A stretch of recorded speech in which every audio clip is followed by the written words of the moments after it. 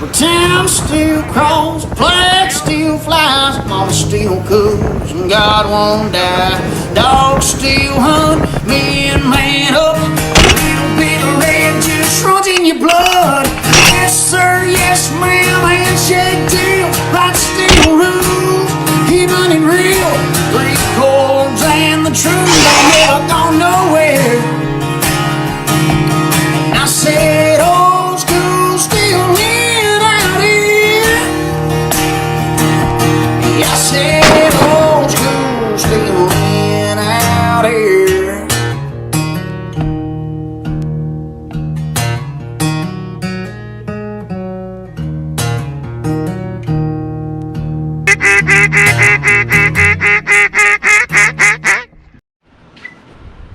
£11, finest grass in Mexico. Nope, better not say that. Don't say that. 11 pounds of the finest grass in Utah. So what I've got here is 11 pounds of fake grass. It's from, I want to get the company name right. Why don't I see the company name anywhere? Jay Stern. This is 11 pounds of grass from Jay Stern, and this is the Dark Marsh, I believe. Dark Marsh, I believe, is our combo, and they send you 5 different colors. Dark Marsh, yes, 11 pounds of Dark Marsh, and this is how they send it to you. It's just in a big clump in a box. We're going to be brushing in a MoMarsh Invisiman, and we're going to brush in Invisilab. So we're going to have Invisilab, and we're going to have Invisiman to brush in. I think 11 pounds will do both. One of the reasons I wanted to make this video is because there's not a lot of information out there that'll tell you how much you can actually get with 11 pounds.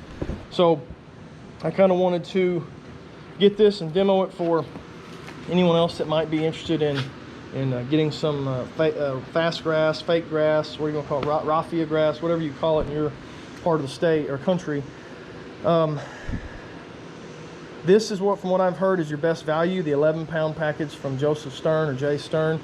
It is, I think, like $79, and then there's like $15 in shipping. It ended up being right at 90 bucks to ship it here. So from everything I've seen, that was your best value for per pound fast grass. And I like they give you multiple colors. I went to Max Prairie Wings, and they had some there that looked great, and the price wasn't bad, but you only got one color, so it was like all this. And that's not what we see a lot out in nature. We see different layers of colors. So I wanted to get this where you got 5 different colors and I could layer them on. So based off of what we've seen in our marsh, what we're going to do is we're going to do the dark colors first. So get that out of the way. This green and brown will be our first colors we'll put on, kind of our base colors. And then we'll come in with some tan over the top of it. I've went back through some hunting videos, and that's what I kind of, when I look at the marsh, the swamp, that's what I'm seeing. I'm seeing dark down deep, and then I'm seeing the tan, recently dead grass.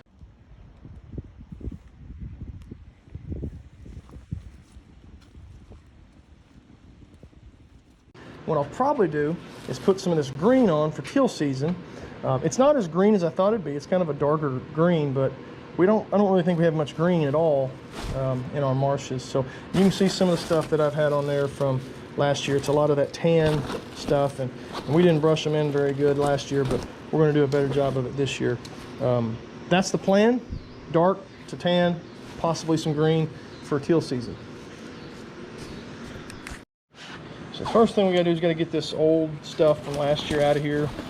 You could always add more on top of your fake grass if you wanted to, but for right now I think it's just going to be in the way. So I'm clearing out all of the, which we didn't have much, clearing out all of the dead grass from last year that we just kind of added when we were out in the marsh. All right, start adding the base coat. So the first one we're going to put on is this, it's kind of a reddish brown. I don't know that we really see this a lot.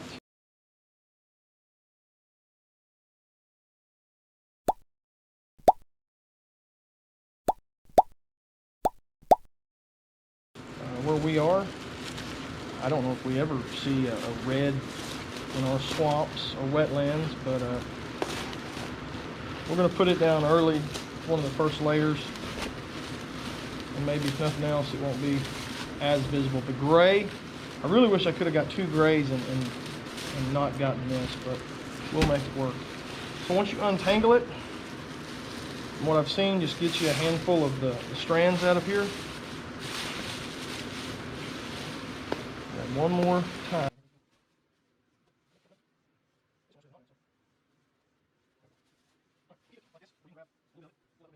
You're going to kind of loop it like so.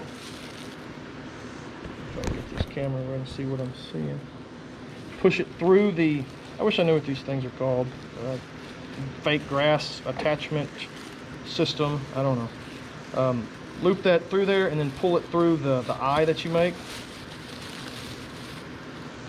And what you'll see is that won't fall off. You should have plenty hanging on down here, kind of as your third dimension.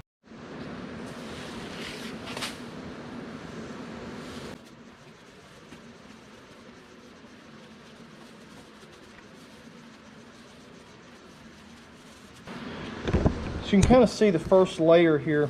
The way I've done that, just made little eyes and then pull them through. Again, this is the first layer. I'm not going to put a ton of this red on here, I don't think. And then, so I'm going to do a little bit more like in these openings here and down at the bottom to give me that hang. I went a little heavy down at the legs, because again, that's where my waders, my knee might be sticking out. I want that covered and hanging down. There's a ton of this grass though. Like when they came in the package, I kind of thought, that doesn't look like 11 pounds. But once you get it spread out like that, it's going to be a ton.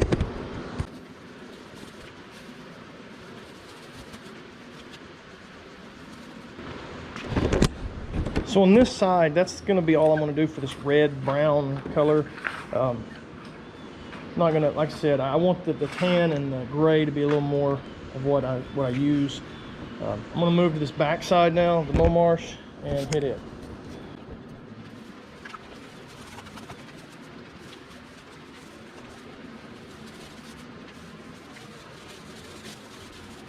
What I'm going to do on the back for now, there's just 3 of these clusters. I may come back and add some later if I want to, but I don't want there to be too much red brown. So on to the other. So that's my starting point with the brown and reddish brown, whatever you want to call it. I've got a ton of it left, so I'll have plenty to do my Invisalab with. So we're going to start with that. Next, we're going to come on with some gray. We may go a little heavier with the gray because, again, I think gray is a little more what we see, the gray and then tans on top. 2 different types of tans, so that'll be interesting.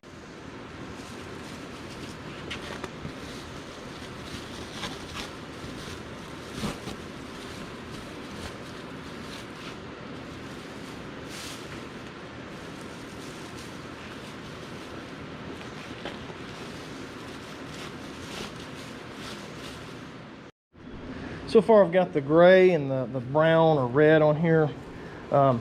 This is not at all what our marsh looks like. So, you know, I've got 2 more different types of tan I'm going to put on here that I think will actually make it look more like our marsh. But I think the gray and the brown, I'm not crazy about the gray and the brown, but I'm hoping when I put the tans on here, I'll feel better about it.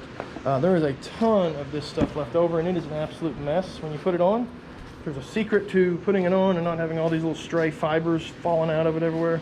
Let me know, because what I'm probably going to do, even after I do my Invisiman, I'm going to do my Invisalab, I'm going to have a bunch left over. So what I'm going to do is try to put it in boxes and add some to it as the year goes, because I could see this, you know, breaking off or falling off as the year goes, and maybe you need to freshen it up once in a while. So I'm going to try to box up and keep it together the ones that I have left over. So this is the darker of the 2 tans. The other one I think looks a little more like the dead grass that you might see sticking up top of the water. So it'll be the last one I put on. I'm going to go pretty heavy on this one here because I think it looks more like muddy water or a muddy bank or something. So I'm going to go fairly heavy on this. This is probably the color that I think we see predominantly in our marsh. This kind of dark tan, dark brown.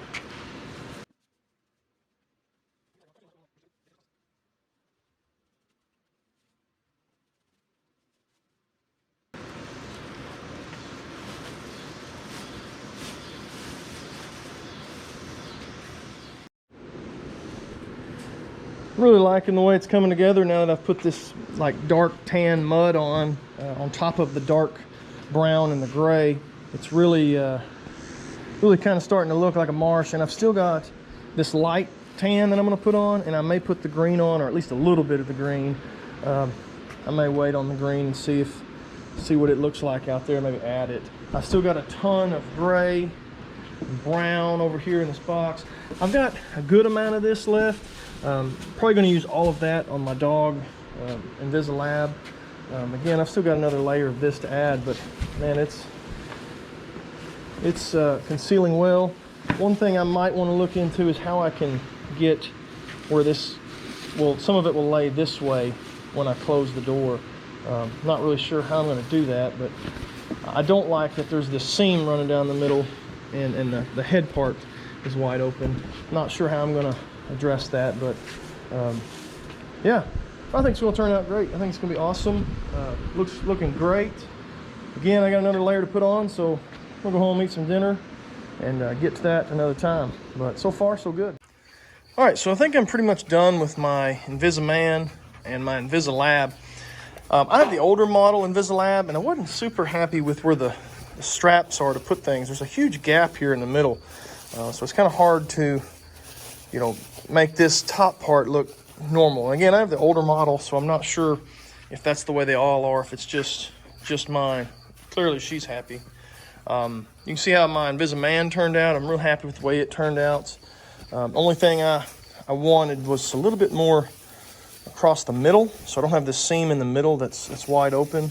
I think I can try to do a little bit of that. And I've still got this whole kind of a light green here that I haven't even opened up. So I don't know if I add it or not. It's one of those things I may put some in the storage in the back of this. I may put a little bit of the light green in the storage in here, unzip it, put it in maybe a Ziploc baggie and jam some in there.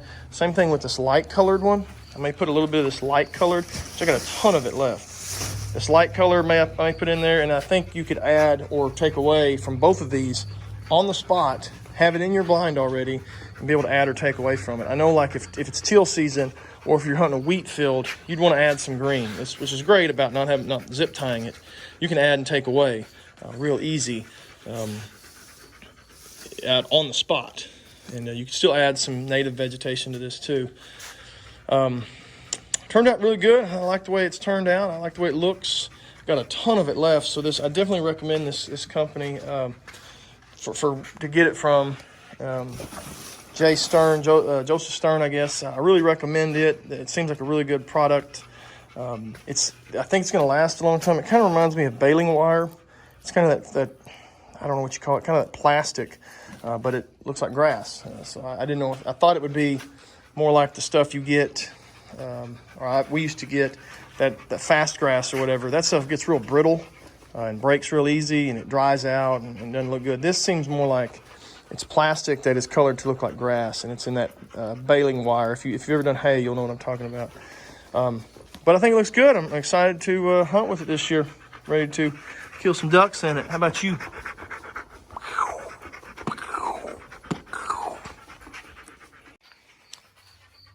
All right, so this is it folded up, ready to backpack out. It seems to be bigger, but most of it is just the fluff from the grass.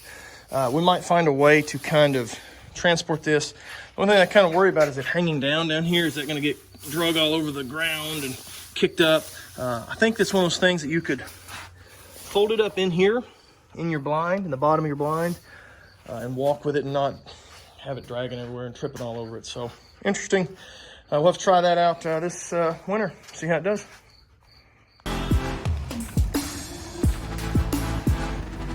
Don't figure I'm going to be using this type of fake grass anymore, so might as well get rid of it. It's taking up space in my shop. Gotta go.